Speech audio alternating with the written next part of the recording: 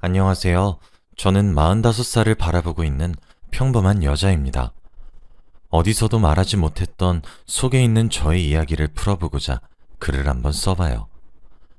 저는 몇 년 전 결혼을 전제로 만나고 있던 한 남자와 관계를 끝내고 혼자서 열심히 살아가고 있습니다. 지금 생각해보면 그 남자는 사기꾼이 맞는 것 같아요. 저는 그 사람과 36살 때 만났는데 그때 제 나이가 30대 중후반이었음에도 불구하고 저는 결혼 생각은 전혀 없었고 오로지 돈 생각뿐이었던 것 같아요. 삶에 너무 찌들어 있기도 했고 결혼은 사치라는 생각이 너무 강해서 사랑에 관심이 없었습니다. 제가 연애를 정말 오랫동안 안 해서 설레는 감정을 느꼈던 기억도 희미해지니 한동안은 제가 사랑을 느끼지 못하는 사람인가 라는 생각도 많이 했던 것 같아요. 그런데도 딱히 개선하려는 노력을 안 했습니다. 그런데 저에게도 연애세포란 것이 있긴 하더군요. 저는 평소에 일중독자라 주말에도 카페에 가서 컴퓨터 자판을 두드리며 업무를 보곤 하는데 저희 집 근처에 조용하고 일하기 좋은 카페가 있어요. 저는 적어도 한 달에 2번은 꼭 가서 몇 시간 동안 앉아 있다가 옵니다. 평소처럼 귀에 이어폰을 꽂고 노트북 자판을 두드리고 있는데 한 남자가 성큼성큼 다가와서는 저기 너무 마음에 들어서 그런데 혹시 전화번호 좀 주실 수 있을까요? 라고 하는 겁니다. 저는 생애 처음으로 제 번호를 달라는 사람을 보니 왠지 모르게 심장이 뛰기 시작했고 36살의 소녀스러워지더라고요. 네? 제 전화번호요? 네, 부담스러우시면 안 주셔도 괜찮아요. 그 사람은 한국인의 동양적인 얼굴과는 달랐고 외국 사람처럼 쌍꺼풀도 진하고 코도 높은 서양 사람 같았어요. 그런데 한국말도 굉장히 능숙하고 또박또박 발음을 잘하더라고요. 잘생긴 그 사람이 저도 마음에 들어서 전화번호를 건네주었습니다. 그러고 그 사람이 제 테이블로 자신의 짐을 다 옮겨서는 저희는 거기서 몇 시간 동안 시간이 가는 줄도 모르고 이야기를 나누었습니다. 이야기를 하면서 알게 된 게 그 사람은 외국인이 맞았고 지금은 한국에 들어와서 취업 준비를 하고 있다고 했습니다.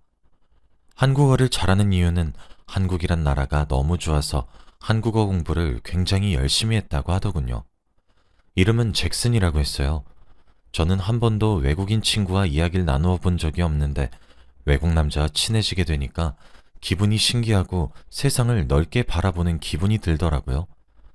저는 잭슨을 친한 친구라고 생각하려 했지만 잭슨은 그러지 않았는지 저를 본 첫날부터 제 손을 덥석 잡고는 했죠. 저는 그런 잭슨이 싫지 않았고 저도 마음을 열었습니다. 잭슨과 저는 일주일에 5번 이상은 꼭 만났는데 오래 보진 못해도 10분이라도 보기 위해 만나거나 제가 잭슨이 사는 곳으로 가고 잭슨이 제가 사는 곳으로 오고 하면서 저희의 관계는 깊어져 갔습니다.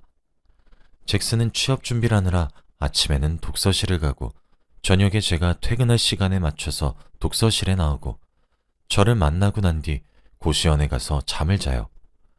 저희는 아직 확실히 연애를 하는 것은 아니었지만 그래도 좋아하는 감정은 있었습니다.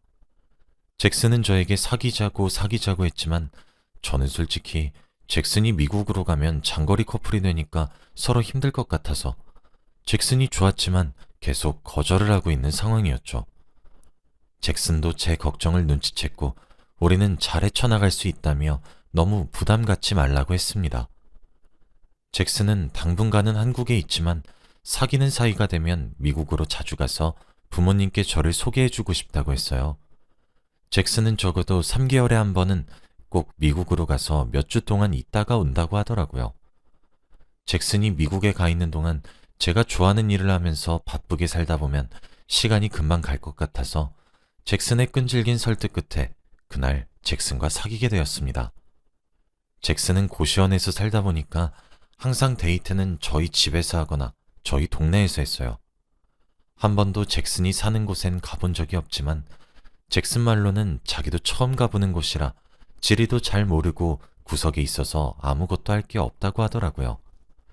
잭슨은 항상 저를 보러 버스를 타고 40분을 와주었습니다. 그런 잭슨의 모습을 보니까 몇십 년 동안 잠재워져 있던 연애세포가 한 번에 폭발을 해버렸고 그 남자에게 완전히 빠져버렸죠. 잭슨이 미국에 가 있는 몇 주 동안은 제 할 일에 집중하면서 시간을 보냈고 몇 주 뒤 잭슨이 오면 다시 행복하게 연애라니까 일도 잡고 사랑도 잡는 현대인이 된 것 같은 기분에 너무 행복했어요. 저는 이대로 죽어도 여한이 없을 것 같다는 생각까지 했습니다. 잭슨과 평소와 다름없이 저희 집에서 요리를 해먹고 같이 앉아서 놀고 있는데 저는 아무렇지 않게 잭슨, 우리 결혼할까? 라고 말을 했습니다. 저는 당연히 이때까지의 잭슨의 모습을 보면 제 물음에 좋다고 할 줄 알았는데 갑자기 식은땀을 흘리면서 당황을 하는 거 있죠. 잭슨의 동공이 흔들렸고 응? 결혼? 이라는 말만 되풀이했습니다. 잭슨은 저와 사귀는 동안 취업에도 성공했고 자리도 얼추 잡았기에 이제 저는 결혼을 하고 싶었는데 잭슨은 놀랐는지 대답을 주저하더군요. 결혼? 내가 아직 너를 책임질 마음의 준비가 안 됐나 봐. 조금만 기다려줘. 우리 부모님한테도 말해야 하고. 잭슨, 혹시 나랑 결혼하기 싫어? 무슨 소리야. 내가 너 아니면 누구랑 결혼해? 라며 저에게 조금만 기다려달라고 하더군요.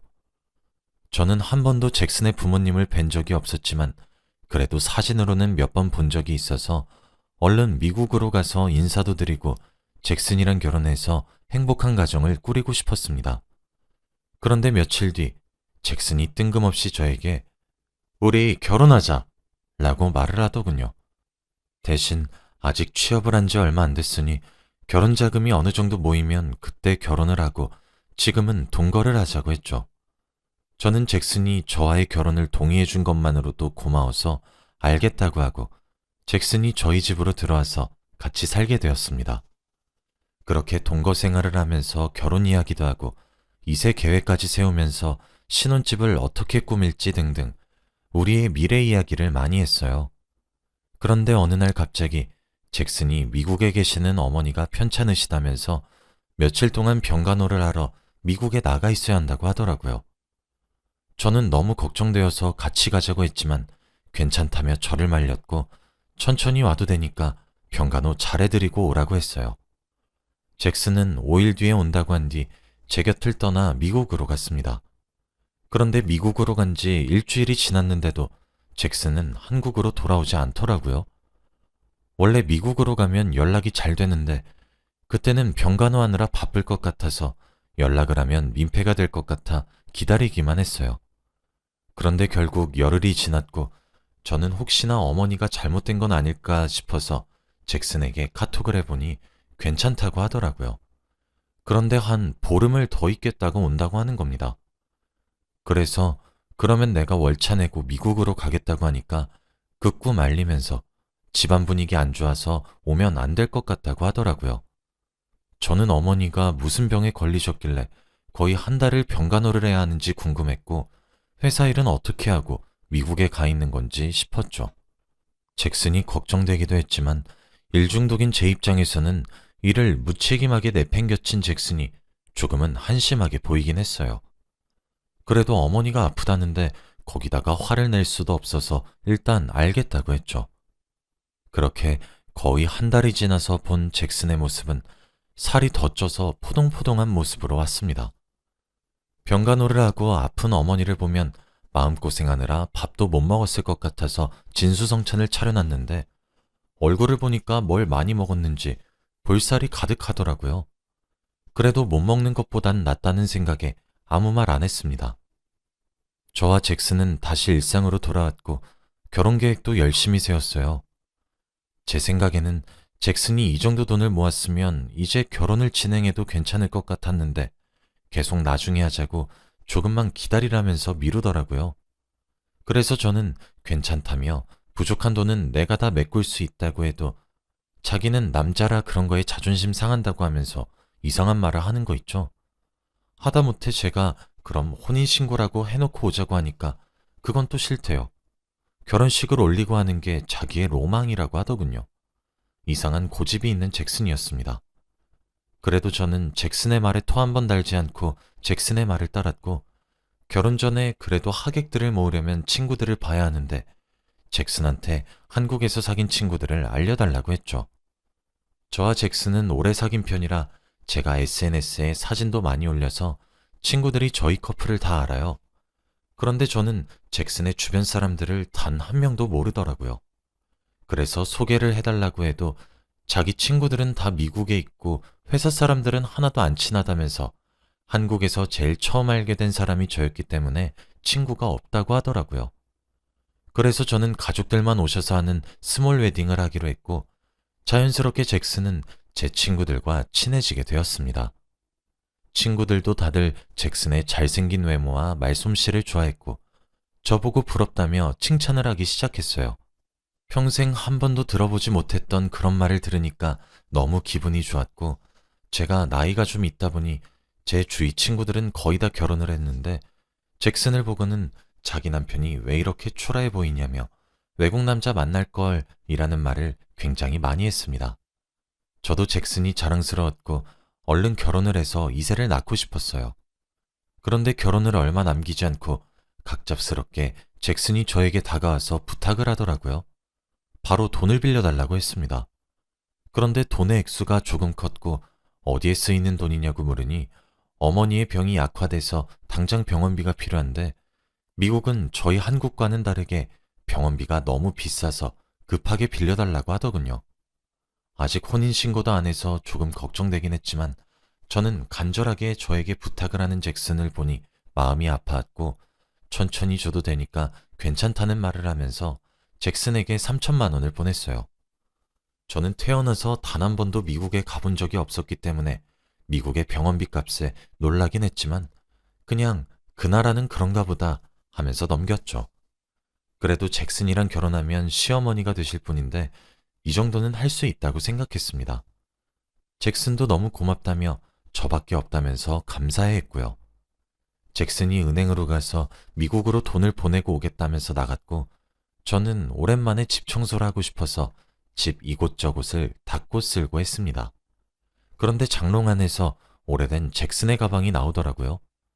저와 잭슨이 연애하기 초반에 잭슨이 취업 준비를 하면서 매일 가지고 다니던 가방인데 그 속에는 취업 관련된 책이 너무 많더라고요.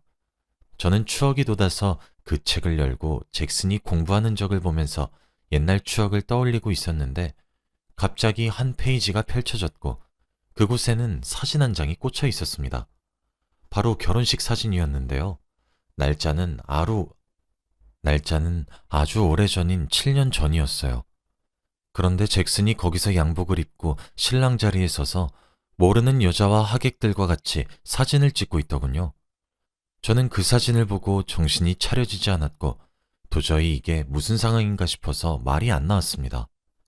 그래도 잭슨을 믿어보자고 했고 잭슨의 하객들 사진은 전부 다 한국인이어서 이 사진이 잘못된 거라고 생각했습니다. 그래서 그 사진을 따로 제가 보관하고 나머지 집 청소를 마저 했죠. 그런데도 결혼식 사진은 제 머릿속에서 떠나가지 않았고 저는 잭슨이 집에 오자마자 사진을 내밀면서 이게 뭐냐고 따졌어요. 그런데 잭슨은 자신을 보고 당황을 하면서 이걸 어떻게 찾았냐고 묻더라고요. 처음에는 아니라고 컨셉 사진이라고 하더니 제가 그럼 그 사진관 가보자고 하며 잭슨의 말을 전혀 믿지 않으니까 나중에는 제 앞에서 무릎을 꿇고 인정하는 게 아니겠습니까? 결혼을 했었단 사실을요. 저는 그래도 이혼은 한 줄 알았어요. 그런데 더 놀라운 건 아직 아내가 있고 하다못해 어린 아들까지 있는 가정이 있는 사람이더군요. 저는 한순간에 그 집안을 파탄낸 상간녀가 되고 말았습니다. 하늘이 무너졌고 드디어 잭슨이 저와 결혼과 혼인신고를 미루었던 이유를 알게 된 것이죠.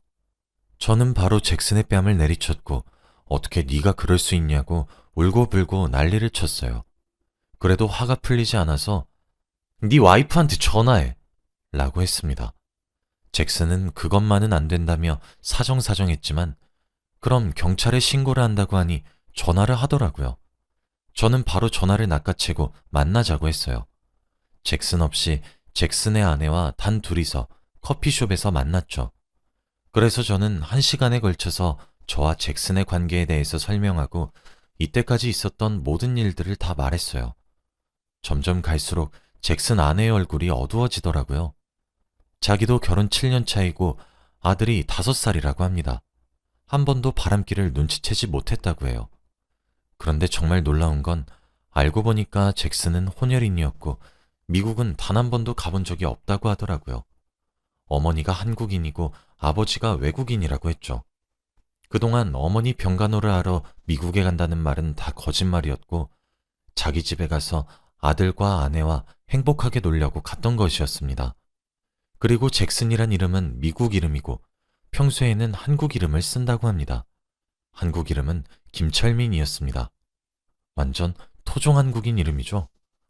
한국말을 잘했던 이유도 알고 보니 한국에서 태어나고 자라서 그런 것이고 영어는 하나도 못한다고 하네요. 도대체 어디서부터 어디까지가 진실일까요? 너무 억울하고 화가 나서 견딜 수 없었습니다. 그리고 고시텔도 다 거짓말이었고 매일 자기 동네에 할 거 없다고 한 것도 다 거짓말이었습니다. 그리고 어머니 수술비에 쓰인 3천만 원은 바로 자기 아들의 병원비였어요. 아들은 태어날 때부터 심장이 약하게 태어나서 수술을 자주 하는데 병원비가 필요해서 저한테 가져간 겁니다. 제 남자친구 아들의 병원비를 제가 대다니요. 저와 그 여자는 한동안 말을 나누지 않았고 서로 생각 정리를 했어요. 그 여자는 아직 아이가 어려서 이혼은 힘들 것 같지만 같이 살지는 않을 것 같다고 했고 저는 김철민을 고소한다고 했습니다. 그 여자도 그게 좋을 것 같다면서 따끔하게 죗값 치르게 해달라고 했고 저는 경찰서로 달려갔어요. 그런데 경찰은 제가 하는 말들을 믿을 수 있는 증거가 없다면서 증거를 가지고 오라고 하더라고요. 제가 하는 말들은 모두 다 심증이고 물증이 없다고 합니다. 맞는 말이긴 했지만 그 사기꾼을 제 손으로 콩밥을 못 먹이는 게 너무 억울해서 어떻게든 물증을 만들려고 노력을 해봤지만 되지 않았죠. 결국 사기 증거는 찾지 못했고 저에게 빌린 3천만 원으로 신고를 했습니다. 얼마 뒤 김철민 아내의 이름으로 돈이 입금이 되었더군요. 아마 빚을 지고 돈을 갚은 것 같습니다. 저는 그 사람의 짐을 다 내놓고 비밀번호도 바꾸면서 관계를 끊어버렸는데 연락이 계속 와서는 너와 함께한 모든 시간은 다 진심이었어. 라며 사랑해. 우리 다시 잘해보면 안 될까? 라는 말을 하더라고요. 그때 알았죠. 이 사람은 정상적인 사고방식을 가지고 있지 않다고요.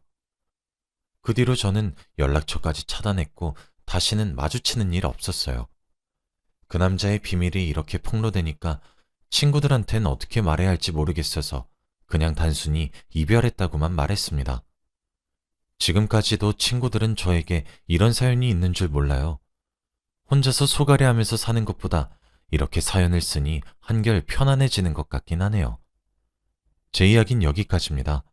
들어주셔서 감사합니다.